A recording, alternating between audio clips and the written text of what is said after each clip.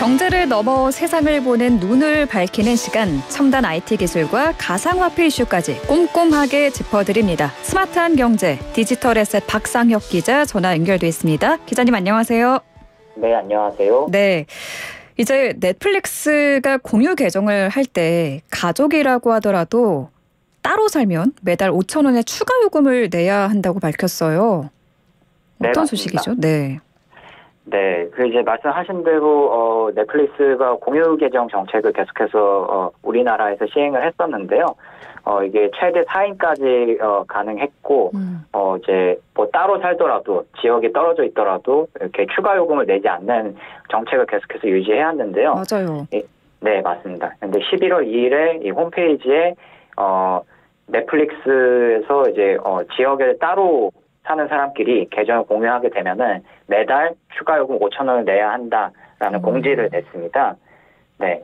이에 따라서 뭐 이제 많은 질문들이 있었는데요. 그중 대표적으로 나온 질문이 뭐 가족이 아닌 경우에는 뭐 따로 떨어져 살더라도 매달 추가 요금 5,000원을 내는 건 이해를 하는데 그럼 이제 같은 가족이라도 떨어져 있으면 5,000원을 내야 하는 건가요? 매달 5,000원을 내야 하는 건가요? 이런 질문들이 좀 많았었는데 그에 대해서도 이제 명시를 해놨는데요. 네. 가족이라고 하더라도 한 달 동안 계속 떨어져 지내면은 매달 5,000원을 계속 내야 된다. 라는 그런 취지의 공지를 냈습니다. 언제부터 시행된다고 합니까? 이게 정확히 언제부터 시행된다라는 얘기는 없었고요. 다만 점진적으로 이 공유 계정을 이용하는 계정들한테 메일로 공지를 보내겠다. 그리고 그 후에도 계속해서 뭐 이런 뭐 IP 주소나 뭐 아니면은 뭐 이런 계정 정보 활동 등의 지역이 뜨잖아요. 네. 그 지역을 이제 한 몇 달 동안 데이터 집계를 해서 계속해서 떨어져 있는 계정 같은 경우에는 별도로 공지를 하는 식으로 메일로 공지를 하는 식으로 해서 순차적으로 이 서비스를 제한할 예정이라고 합니다. 그렇군요. 이것도 볼게요. SK텔레콤의 AI 비서 앱 A-이 출시된 이후 애플 앱스토어 인기 순위 1위 자리를 유지하고 있다고 하는데 이유가 뭘까요? 네, 아무래도 이 뭐 갤럭시하고 아이폰하고 이렇게 계속 얘기가 나오잖아요. 뭐 어떤 핸드폰 쓸지에 대해서 많이들 얘기가 나오시는데 뭐 제 주위 분들 같은 경우에는 갤럭시를 쓰시는 분들 같은 경우에는 갤럭시의 장점으로 이걸 얘기했던 것 같아요. 통화 녹음 기능이 된다. 네. 그것 때문에 갤럭시를 쓴다라는 분들이 제 주위에 실제로 많았었거든요. 기자님이시니까 더 많겠어요. 네, 뭐 당장 저 같은 경우에도 사실은 갤럭시를 쓰고 있고요. 네. 네. 근데 이제 그렇다 보니까 그러면 아이폰은 대체 통화 녹음 기능이 언제 나오냐라는 얘기가 항상 많았었거든요. 네네. 근데 이제 SK텔레콤이 최근에 인공지능 비서 앱 A-이라는 걸 출시하면서 이 서비스 기능 중에 이 통화 녹음을 AI로 해서 그 AI가 그 통화 녹음 내용을 분석을 해서 어떤 통화 내용이었는지 요약해주는 서비스를 이 SK텔레콤이 A-이라는 서비스를 통해서 출시를 한 겁니다. 네. 네, 그래서 이게 애플 앱스토어에 올라갔고 바로 이제 국내에서 인기 순위 1위를 계속해서 이어가고 있는데요. 당연히 이 갤럭시에서만 했던 그 통화 녹음 기능이 아이폰에서도 이제 된다. 라는 그런 이제 소식이 전해지면서 이 A-이 서비스를 이용하는 아이폰 고객들이 늘어나고 있는 것으로 보입니다. 네, 통화 녹음 기능이 없어서 아이폰을 포기했던 분들이 제 주변에도 상당히 많았는데 이 A-이 어플을 깔면은 아이폰에서도 통화 녹음이 가능한 거예요? 네, 그렇다고 하고요. 다만 뭐 좀 문제점이 지적되기도 했었는데요. 왜냐하면 이 A-이 서비스 자체가 말씀드린 것처럼 인공지능이 데이터를 그 통화 녹음 데이터를 뽑아내서 녹음 내용을 요약을 해주는 서비스잖아요. 네. 그렇기 때문에 뭐 두 가지 좀 문제점이 지적이 되는데요. 첫 번째는 네, 이 통화 녹음 데이터를 상대방의 동의를 얻고 수집을 하는 거냐, 그게 아니지 않냐. 이게 법적으로 문제가 생길 수 있다라는 게 첫 번째 지적이었고요. 네. 그 두 번째는 이 데이터를 뽑아내서 SK텔레콤이 이거 AI 학습에 쓰는 게 아니냐, 뭐 이런 뭐 좀 뭔가 좀 문제점들이 지적이 됐었습니다. 그렇군요. 네, 근데 이에 대해서 최근에 SK텔레콤이 해명을 했는데요. 네. 취지는 이겁니다. 서비스 내용상 통화 녹음을 다른 서버로 잠시 보낼 수밖에 없기는 하지만 이 통화 녹음이 요약되고 이 요약 결과가 이용자한테 넘어가는 순간 데이터가 바로 삭제되기 때문에 학습용으로 쓸 수도 없고 데이터 수집이 될 수도 없다라는 취지의 해명을 한 상태입니다. 네, 알겠습니다. 미국으로 가볼게요. 조 바이든 미 대통령이 AI 훈련과 서비스 전반을 정부가 통제하겠다라는 행정명령에 서명했다고 하는데 어떤 내용인가요? 네, 그 AI 관련해서 최근 한 1년 동안 챗 GPT 이후로 계속 AI 열풍이 불고 있잖아요. 그 과정에서 이제 여러 부작용들도 당연히 나오고 있는데요. 대표적인 부작용으로는 일단 저작권 개념이 없다 AI에. 네. 네, 뭐 예를 들어서 뭐 이미지 수집을 한다든지 아니면은 뭐 사람의 진짜 목소리를 수집을 해서 AI로 그 목소리를 송출한다든지 이럴 때 뭐 이런 출처 표시나 뭐 저작권에 대한 마땅한 권리가 보장이 돼야 되는데 AI가 그걸 전혀 보장하고 있지 않다. 이런 취지의 불만이 굉장히 많이 제기돼 왔었습니다. 현재까지도 계속 그 불만이 진행 중인 상태고요. 네. 그런 취지에서 이번에 조 바이든 미국 대통령이 AI에 대한 규제 행정명령에 서명을 했는데요. 가장 이번 조치의 강력한 점으로 거론되는 거는 이전에는 AI 서비스 출시 전부터 서비스 단계 과정에서 뭐 정부가 이렇게 개입하거나 규제하는 측면이 없었는데 이 행정명령으로 이 모든 AI 서비스에 대한 서비스를 출시 전부터 다 관리 감독하고 출시 후에도 계속해서 관리 감독을 하겠다는 것에 이 조치에 강력한 점이 있다고 합니다. 네. 그렇군요. AI 제작 콘텐츠의 저작권 관련 논의가 현재도 진행 중인데 앞으로 더 어떤 법안이 관련해서 만들어지는지 지켜보겠습니다. 비트코인 소식도 볼게요. 비트코인이 10월 한 달 동안 약 30%나 올랐다고 하는데 왜 이렇게 많이 올랐나요? 네, 대표적으로 좀 두 가지가 거론되는 것 같습니다. 그 중에서도 가장 많이 거론되고 있는 이유는 첫 번째 이유인데요. 첫 번째 이유 같은 경우에는 비트코인 현물 ETF에 대한 승인 기대감이 지금 굉장히 높아지면서 최근 비트코인이 약 한 달 동안 뭐 한 30% 정도 상승했다. 이렇게 지금 전문가들은 보고 있거든요. 네. 네, 이 비트코인 현물 ETF가 승인되면 무엇이 좋냐라고 했을 때 원래는 이 비트코인이나 뭐 다른 가상자산 같은 경우에 마찬가지로 지금 제도권 자산이 아니잖아요. 네. 네. 뭐 그렇기 때문에 뭐 이런 규제의 불명확성에 대한 이야기도 계속해서 가상자산 시장에서 나오고 있는 상황이고요. 네. 근데 이 비트코인 ETF 자체가 제도권에서 인증한 상품이잖아요. 투자 상품이잖아요. 그렇다 보니까 이 제도권에 등록된 투자 상품에 비트코인이 편입되게 되면은 이 비트코인이 드디어 이제 제도권으로 제도권 자산으로 취급이 되는구나라는 면에서 굉장히 첫 번째 중요한 의미를 가지는 것 같고요. 네. 네, 그 두 번째는 이 비트코인 현물 ETF를 신청한 미국 자산 운용사들이 지금 블랙록, 피델리티 같은 되게 초대형 자산 운용사들이거든요. 특히 블랙록 같은 경우는 세계 최대 자산 운용사고요. 이런 곳에서 비트코인 현물 ETF를 최근에 한 이제 6월 달쯤에 신청을 했거든요. 네. 이미 그때부터 비트코인이 한 차례 크게 상승한 바 있고요. 그렇기 때문에 이들이 신청한 비트코인 현물 ETF가 승인된다라는 것은 굉장히 큰 자산을 운용하는 자산 운용사들이 비트코인 현물을 크게 매입할 수 있는 여지가 생긴다는 거고 그만큼 이제 기간 매수세가 생기다 보니까 비트코인이 폭등하고 있는 것이다. 이렇게 지금 전문가들은 보고 있습니다. 네. 이스라엘과 전쟁을 벌이고 있는 팔레스타인 무장정파 하마스가 가상자산으로 자금 조달을 했다고 하던데 이게 어떻게 가능한 건지도 궁금하고 조달 규모가 어느 정도 되나요?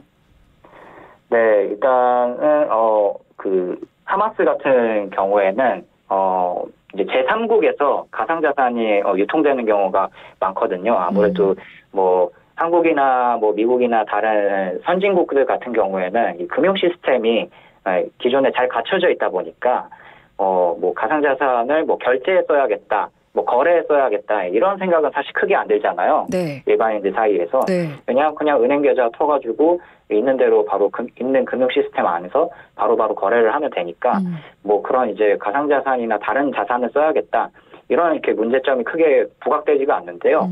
이제 금융 시스템이 굉장히 낙후돼 있고 인프라가 갖춰지지 않거나 아니면은 뭐 기존 은행 시스템을 쓰더라도 뭐 송금 기간에 뭐 일주일 정도가 걸리거나 이렇게 되면은 굉장히 불편해지는 거잖아요. 그래서 이런 나라들 같은 경우에는 사실 가상자산을 쓴다라고 하는 그런 뉴스들이 이미 옛날부터 많이 나왔었습니다. 네. 그래서 뭐 아프리카나 남미 여러 국가나 최근에는 이 터키가 또 금융위기가 있었잖아요. 그래서 터키에서 가상자산 수요가 굉장히 늘었다라는 보도도 최근에 있었고요. 네. 그런 취지에서 보자면 뭐 이제 중동이나 뭐 여러 이 테러 단체에서도 이 가상자산이 많이 통용되고 있었다고 하는데요. 특히 이 테러 단체 같은 경우에는 뭐 금융 인프라가 그 지역에 없기 때문이기도 하지만 네. 이 자금 세탁에도 가상자산이 크게 활용될 수가 있거든요. 자금 세탁이에요. 네, 아무래도 이 가상자산을 기반으로 한 기술인 블록체인이 거래 내역은 투명하게 공개되지만 그 거래를 누가 하는지에 대해서는 공개가 돼 있지 않거든요. 네. 네, 그러다 보니까 이게 누군지가 안 보이니까 자금 세탁에 활용될 여지가 있거든요, 충분히. 네. 그래서 이 러시아하고 우크라이나가 전쟁을 지금 하고 있는데 그때도 러시아가 이 자금 세탁 창구로 가상자산을 활용하고 있다라는 보도가 외신에서 나오기도 했습니다. 네. 그래서 이제 최근에 이 하마스 같은 경우에도 네.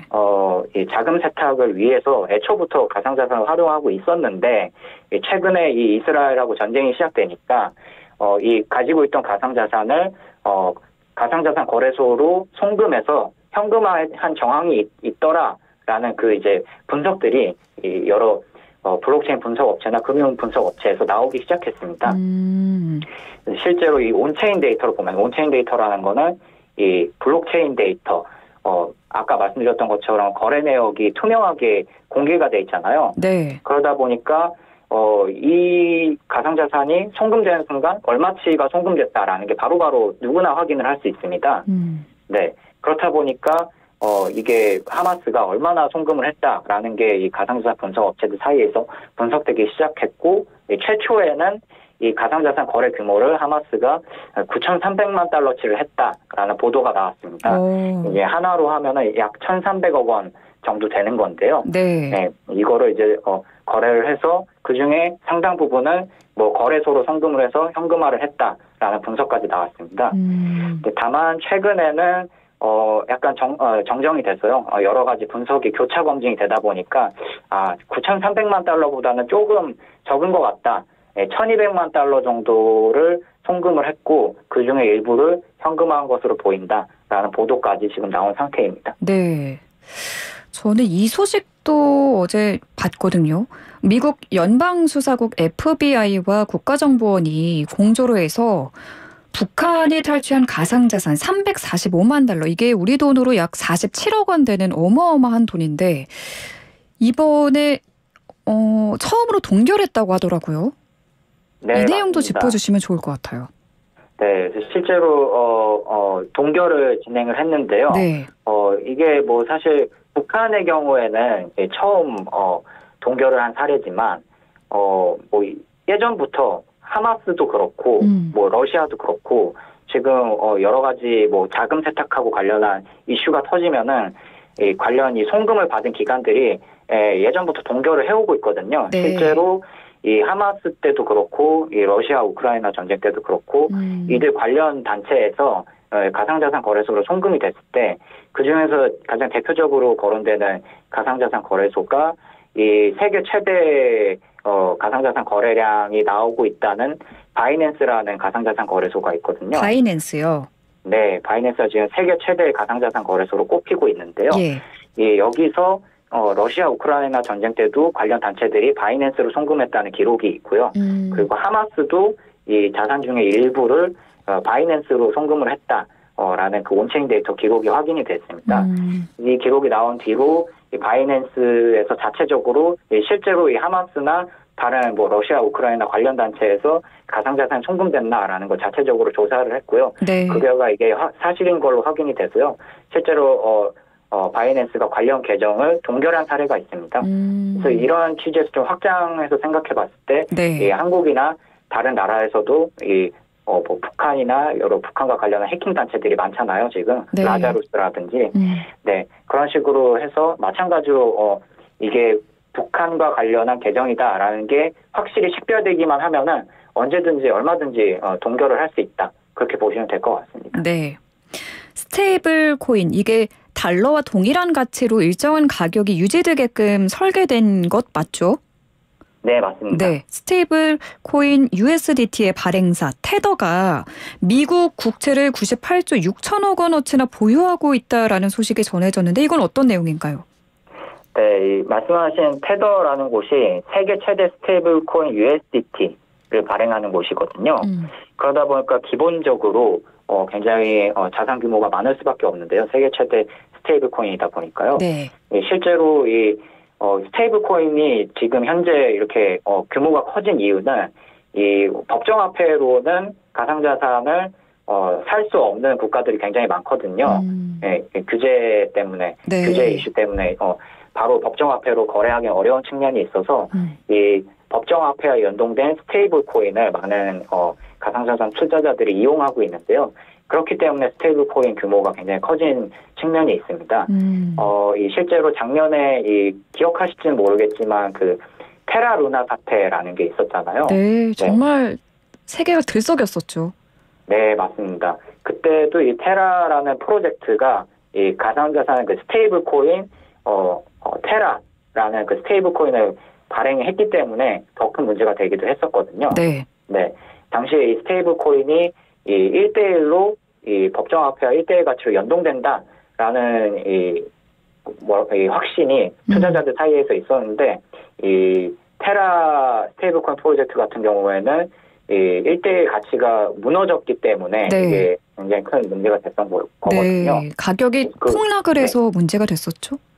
네, 맞습니다. 원래는 뭐 1달러 가치로 계속해서 유지가 돼야 되는데 네. 이게 뭐 0.00001달러 이런 식으로 뭐 폭락이 해버렸으니까요. 굉장히 큰 문제가 됐었죠. 네. 그리고 이 테라에 많은 투자자들이 실제로 투자를 했기 때문에 더 피해 규모가 컸었고요. 네. 네. 근데 이 테더 같은 경우에는 아직까지는 뭐 그렇게 1대1 가치가 이렇게 크게 깨진 적이 없습니다. 0.9달러까지 정도까지 깨진 사례는 있는데 네. 뭐 이렇게 크게 사고가 될 만한 정도로 깨지진 않았고, 그리고 최근 몇 년 동안 말씀하신 것처럼 미국 국채 98.6조 원어치를 보유하고 있을 정도로 이 기초자산 규모를 늘리고 있거든요. 네. 테더의 그 스테이블 코인 기초 체력을 높이기 위해서. 그래서 이번에 말씀하신 뭐 98조 6천억 원어치를 테더가 미국 국채를 보유하고 있다라는 그런 말씀도 이런 스테이블 코인의 가치 유지를 위해서 테더가 뭐 미국 국채나 여러 뭐 달러 같은 법정 화폐나 혹은 머니마켓 펀드 같은 이 단기 투자 상품에 굉장히 많이 투자하고 있는 상황이다. 그렇게 보시면 될 것 같습니다. 최근 보니까 북한 핵 프로그램 관련 사건에서 이 테더가 이용됐다라는 게 밝혀지기도 했다고 하더라고요.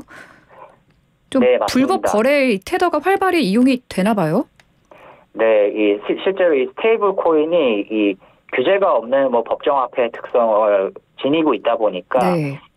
북한 해킹 조직들도 많이 실제로 사용하고 있고요. 그래서 USDT 테더뿐만 아니라 테더 다음으로 USDT 다음으로 규모가 크다고 지금 알려져 있는 USDC 같은 경우에도 이 뭐 북한 해킹 조직이나 네. 다른 뭐 테러 단체들도 많이 활용하고 있는 것으로 알고 있고요. 그리고 그렇군요. 이 조금 전에 말씀드린 이 테라 루나 프로젝트의 창립자로 알려져 있는 그 건도형 테라폼레스 창립자 같은 경우에도 네. 지금 뭐 이제 몬테네그로라는 나라에서 뭐 여권법 위조 혐의 그리고 뭐 이제 이 테라 루나 이 사기 사건 혐의 관련해서 지금 뭐 몬테네그로라는 나라에 수감돼 있는 상태인데요.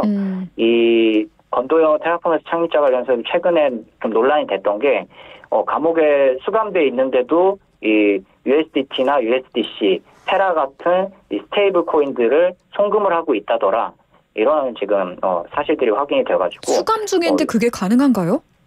네, 그래서 뭐 여러 가지 지금 이유가 여러 가지 어떤 주장들이 나오고 있는데요. 뭐 첫째로는 뭐 권도영 창립자가 직접 송금을 할 수는 없지만 네. 이 관계자들을 통해서 주변 관계자를 통해서 송금했을 가능성이 있다라는 게 지금 가장 높은 가능성으로 거론되고 있습니다. 알겠습니다. 오늘 말씀 여기까지 듣겠습니다. 감사합니다. 네, 감사합니다. 네, 지금까지 디지털 에셋의 박상혁 기자와 함께했습니다.